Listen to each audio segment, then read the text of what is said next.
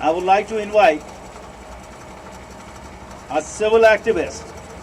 He's a well-known personality in the Chicago community, and upon our very short notice that he's here, the gentleman Andy Thayer, please come to the podium. Thank you. I'm very, very honored to be here today, and I'm very inspired that all of you have come, regardless of whether you're Sunni or Shia or neither of the above, such as myself. I think it's very important that we stand up for human rights, regardless of which religious group is being targeted, regardless of what group is being targeted.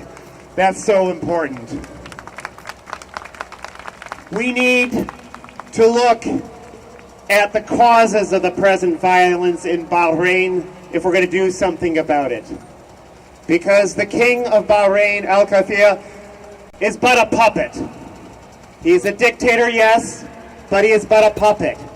And even the Saudi dictatorship is but a puppet, because it was American tanks that were going across the causeway.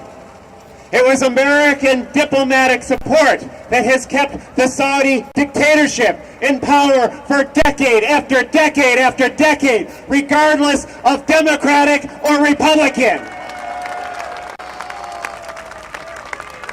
And we are in the hometown of the leading dictator, if you will, the man who is sending those arms to Bahrain, sending those arms to Saudi Arabia, and we must say to President Obama, we will not tolerate your support of dictators.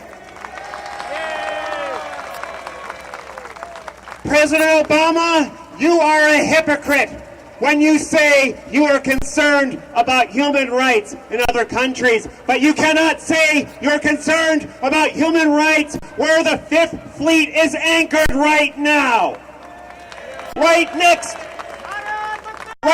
door to the biggest source of oil for much of the world, Saudi Arabia. You are a hypocrite, Mr. President, when you do not speak out against that injustice, against that brutality. And therefore, I must say, I am proud to be with each and every one of you saying, injustice is injustice no matter where it occurs. And those of us who are here in the United States must remember that those who oppress another nation cannot ourselves be free as long as the United States lords it over other countries, whether it's Bahrain, whether it's Palestine, or any other nations around the world, Afghanistan, Yemen. It's a long list. We will not be free ourselves until we remove the yoke of oppression on other nations around the world. Thank you very much. I would like to proudly announce one of our community activists, John Beecham, who belongs to Answer Coalition. And he's here with us. And let's have a big applause. Thank you. Brothers and sisters, we stand in unconditional solidarity with the people of Bahrain as they struggle against their government for freedom, for justice, and for liberation. And we will continue to struggle alongside the people of Bahrain and everybody here unconditionally until the people of Bahrain are free from the yoke of the monarchy and from the oppression of the Saudi monarchy as well. We know that we have a very important obligation here in the United States as peace-loving people, as anti-war activists, as strugglers for justice. We have a very important obligation to the people of the Middle East because we know that it is our government, that is the government of the United States, that is responsible for so much oppression, war, occupation, and injustice in the Middle East and across the region.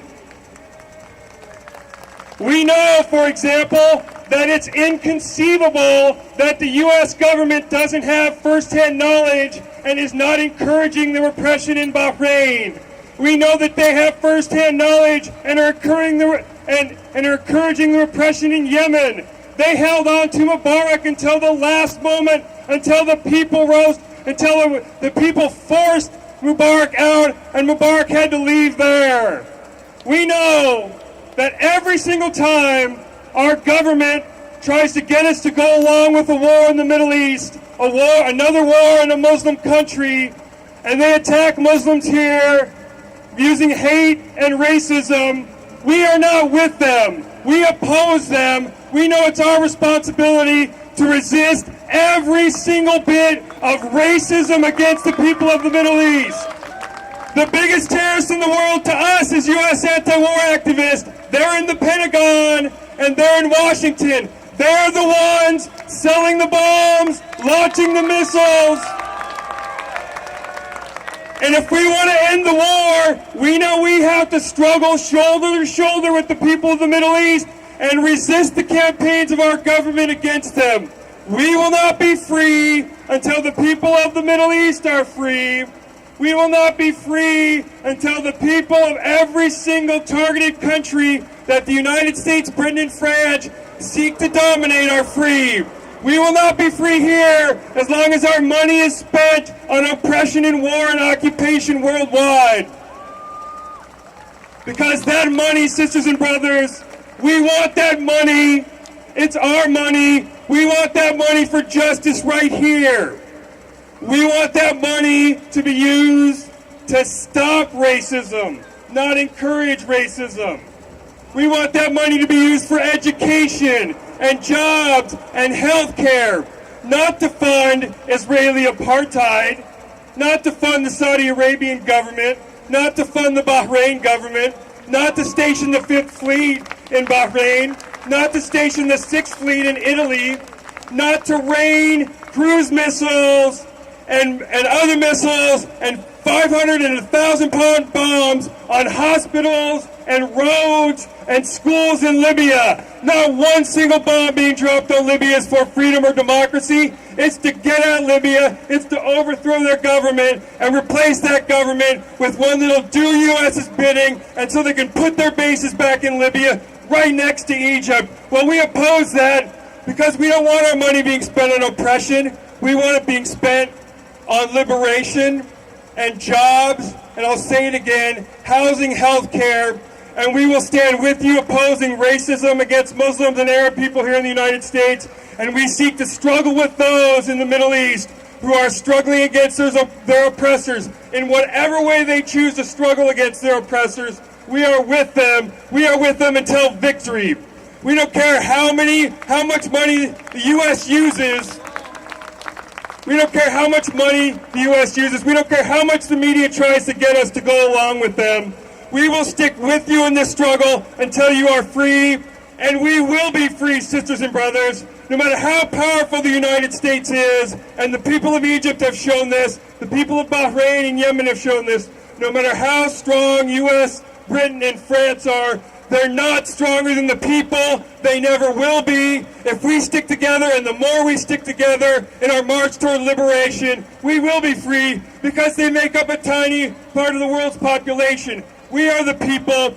Egypt showed the way. Heck, in Wisconsin, they showed the way too. That's what we need to do, sisters and brothers. What we're doing here today is struggling together for what's in our common interest, a world of peace and a world where the resources of the world, including the oil of the Middle East, belongs to the people. The oil of Libya, the oil of Iraq and Iran, that's not for ExxonMobil, Washington, and the Pentagon. That's for the people, sisters and brothers. Thank you so much for allowing us to come out here and be with you today.